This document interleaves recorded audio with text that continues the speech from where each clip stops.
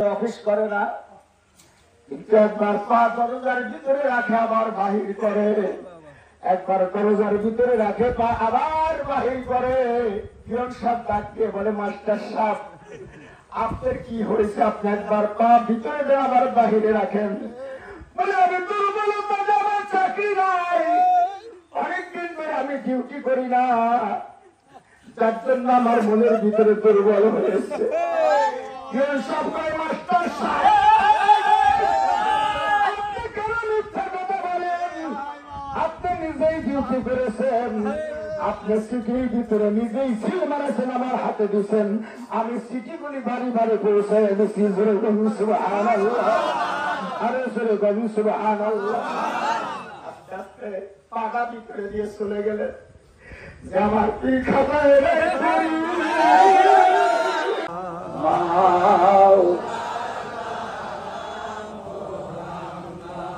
আমি কথা বলবো। আমার খাজা বাবার সাথে গজল আছে, আছে না?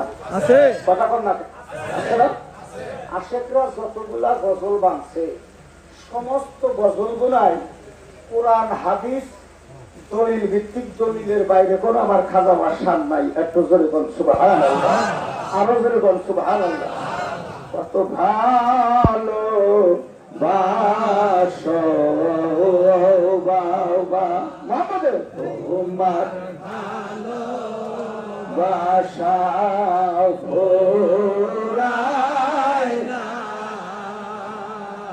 কত ভালো বাসো বাবা তোমার ভালো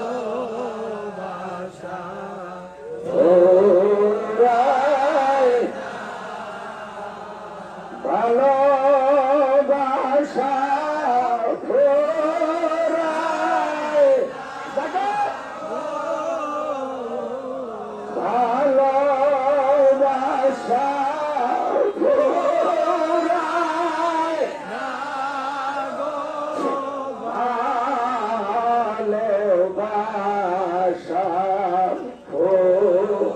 ভালোবাসা কত ভালো বাসো বাবা তোমার ভালো বাসা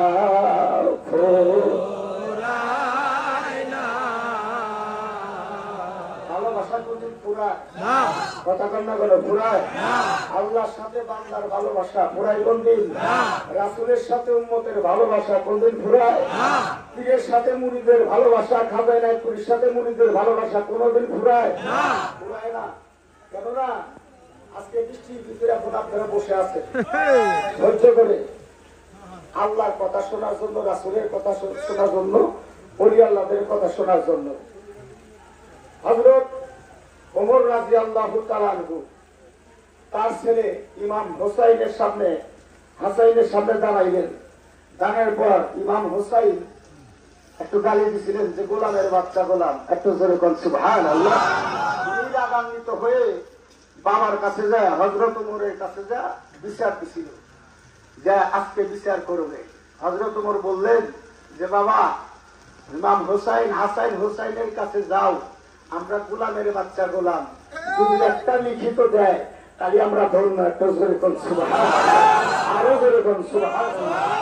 বললেন যে বাবা, একটা লিখিত যদি দেয়, যদি আমি ওমর কিছুই না করে থাকি, কাল কিয়ামতের ময়দানে আমার নবীকে দেখাবো যে আপনার তো হিজরি ইমাম হাসান হুসাইন গোলামের বাচ্চা গোলাম লিখিত দিছে, হে নবী গোলামের বাচ্চা গোলাম হিসাবে আমাদেরকে পার করে নেন। জোরে কোন সুবহানাল্লাহ, আরো জোরে কোন সুবহানাল্লাহ।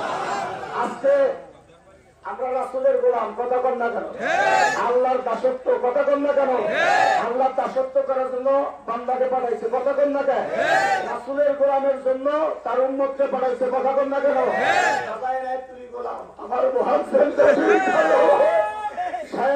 রহমতুল্লাহ আলাইহি তিনি আজকে তামসা দেখতেছেন যে আমার আশেক পাগলেরা ওই সারিয়ানা নিচে বৃষ্টির ভিতরে ভিজে আমাদের আল্লাহ রাসূলের কথা শুনতেছে। একটু জোরে কোন সুবহানাল্লাহ।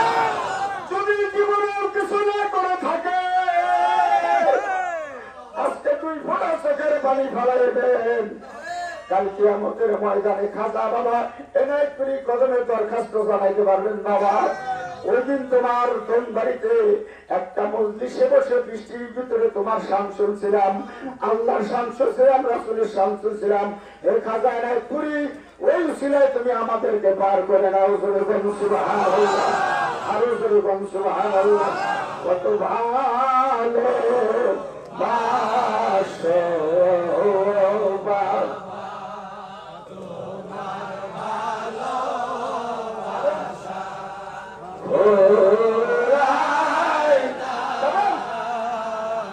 কত ভালো বাসো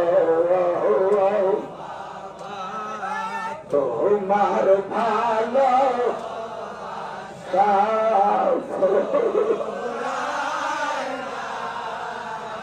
ধন্য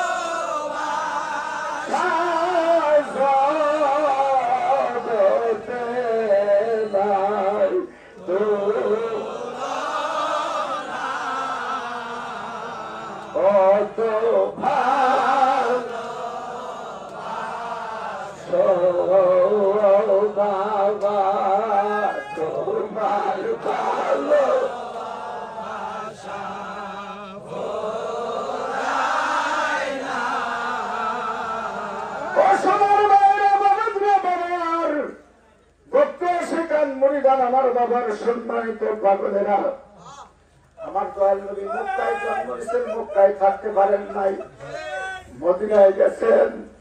মদিনার মানুষ সুন্দরভাবে আমার নবীকে আশ্রয় দিয়েছে। আমার নবী যেদিন মদিনায় কদম রাখেন, মদিনার শিশু বাচ্চারা আমার নবী যখন আগমন করছেন, মদিনার শিশু বাচ্চারা আমার নবীকে দেখার মায়ের স্তনে মুখ লাগাইলেন। আমার নবীকে সম্মান তাজিম করে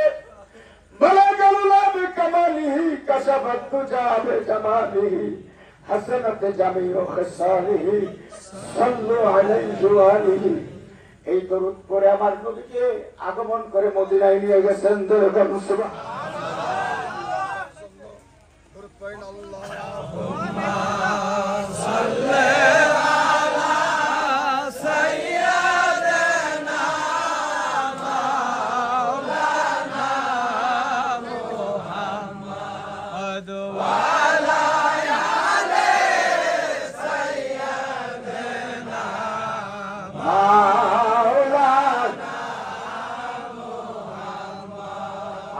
জামালপুর ডিস্ট্রিক্ট কথা ভাবনা আগে আসছিল 72 ময়মনসিংহ ডিস্ট্রিক্ট।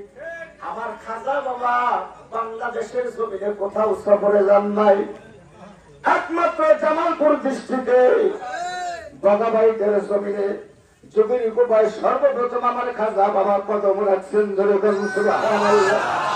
আমার খাজা এনায়েতপুরি বলছেন, বাবারা জামালপুর ডিস্ট্রিক্ট হইল মদিনাতুল্লাহ। কেননা আমি খাজা এনায়েতপুরির ডাকে কোন মানুষ আগে সাড়া দেয় নাই, আমি খাজা এনায়েতপুরির ডাকে সাড়া দিচ্ছে জামালপুরের মানুষ। এবং জামালপুরের মানুষ, ময়মনসিংহ ডিস্ট্রিক্টের মানুষ খাজা বাবাকে বেশি বেশি মহব্বত করছেন। সুবহানাল্লাহ। বাবা এনায়েতপুরি কাউকে না খায়া রাখেন নাই, কথা কম না কেন, কাউকে না খায়া রাখেন নাই। পোস্টমাস্টার নলিন বাবু, আমি সংক্ষিপ্ত করবো, দেরি করবো না, যেহেতু আপনাদের কষ্ট হইতেছে। আর যদি শোনার ইচ্ছা থাকে, আল্লাহ পাক যদি দয়া করেন বৃষ্টিকে কমায় দিতে পারেন, কথা কম না পারেন না? অবশ্যই পারেন। আপনাদের চোখের পানি অবশ্যই আমার খাজার কদমে কবুল হবে। আমিন। তার জন্য খাজা বাবা এনায়েতপুরি প্রেম ভালোবাসা, মুরিদকে ভালোবাসছেন, রাসূল ভালোবাসছেন। রাসূল কাউকে না খায় রাখছেন, কথা কম না না খায় রাখছেন, রাখেন নাই। আশেক বিল্লাহকেও না খায় রাখেন নাই। একটু জোরে বলুন সুবহানাল্লাহ। ওরকম আমার খাজা বাবার বহুত আশেক আছে নাই, কথা কম না কেন নাই? পোস্টমাস্টার নলিন বাবু, একটু জোরে বল মারহাবা, আরো জোরে বল মারহাবা। পোস্টমাস্টার নলিন বাবু উনি পীর খুঁজতে থাকলেন, গুরু খুঁজতে থাকলেন। উনি স্বপ্নে দেখলেন এনায়েতপুর দরবার শরীফ শেওড়াতলা সহ খাজা বাবা এনায়েতপুরি স্বপ্নের মাধ্যমে তার সামনে হাজির হয়েছেন। সুবহানাল্লাহ।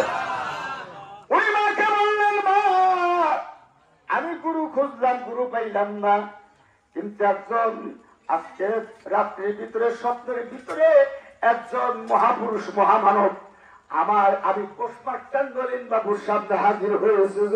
সুবহানাল্লাহ। মার কাছ থেকে আদেশ দিয়ে গুরুর বাড়ির দিকে রওনা হলেন, এনায়েতপুর শরীফের দিকে রওনা হইল। যখন শেওড়াতলায় গেছে বলছে, বাবা পোস্টমাস্টার নলিন বাবু আসেন।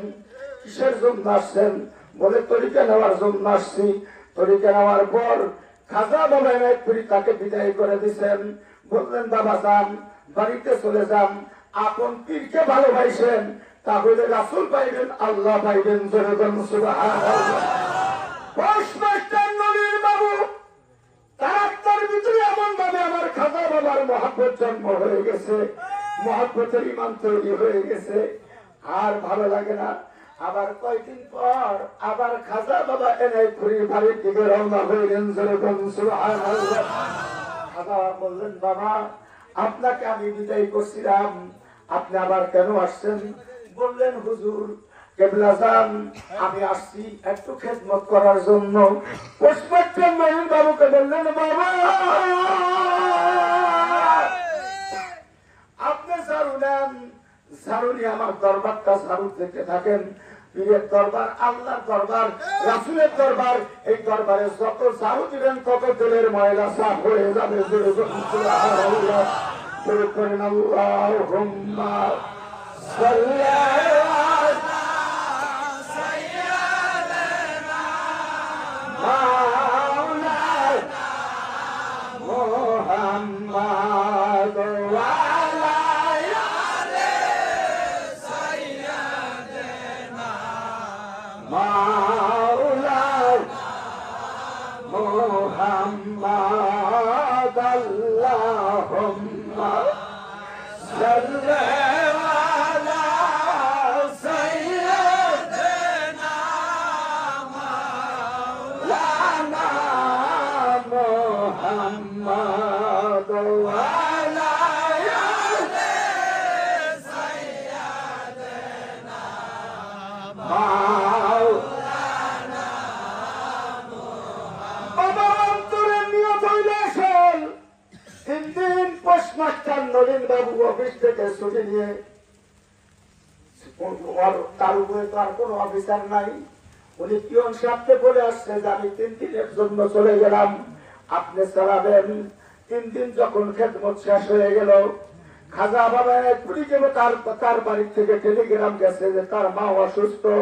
খাজা এনায়েতপুরিকে বললেন, বাবা আমি 3 দিনের ছুটি নিয়ে আসছিলাম, আমি যদি চাকরিতে যোগ না দিই আমার চাকরি থাকবে না, কিন্তু আমার আম্মা অসুস্থ হয়ে গেছে।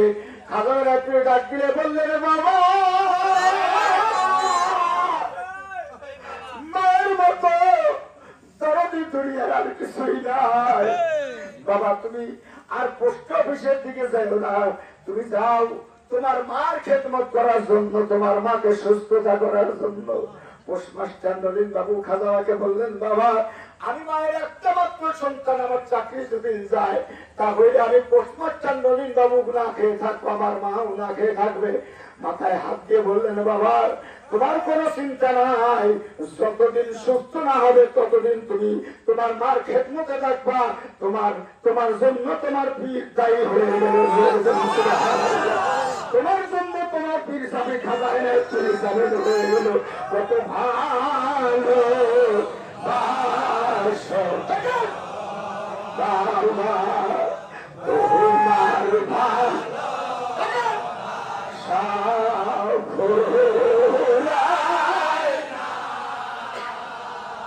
কত ভালো বাসো তোমার ভালোবাসা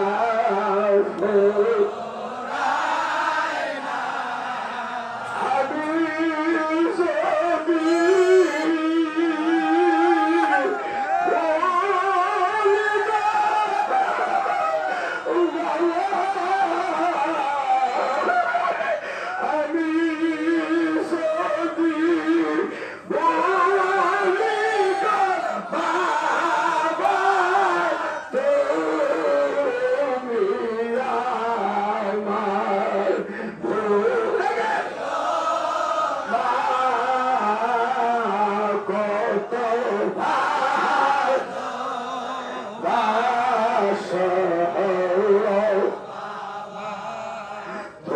তোমার বাসা ফুরায় না, কত ভালো বাসা তোমার ভালোবাসা ফুরায় না। যখন খেদমত করতে করতে এক মাস চলে গেছে, আবার বাবার বাড়িতে দরবার শরীফের দিকে চলে আসছে। বললো, বাবা আবার কিসের জন্য আসছো? মা সুস্থ হয়ে গেছে। বাবা তোমাকে আমি বলছি আর দরবারে আসবো না, তাই অফিসে চলে যাবা।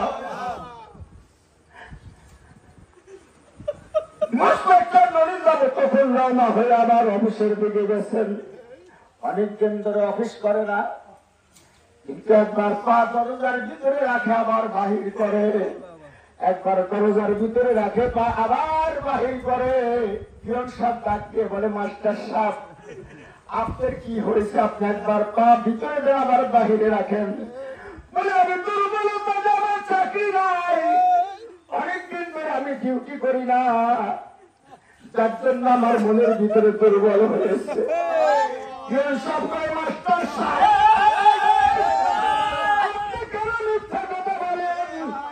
আপনি নিজেই ডিউটি করেছেন, আপনি সিটির ভিতরে নিজেই সিল মারেছেন, আমার হাতে দিচ্ছেন, আমি সিটিগুলি বাড়ি বাড়ি পৌঁছাই এনেছি। জোরে বলুন সুবহানাল্লাহ, আরে জোরে বলুন সুবহানাল্লাহ। আস্তে আস্তে পাগা ভিতরে দিয়ে চলে গেলেন যে আমার কি খাবার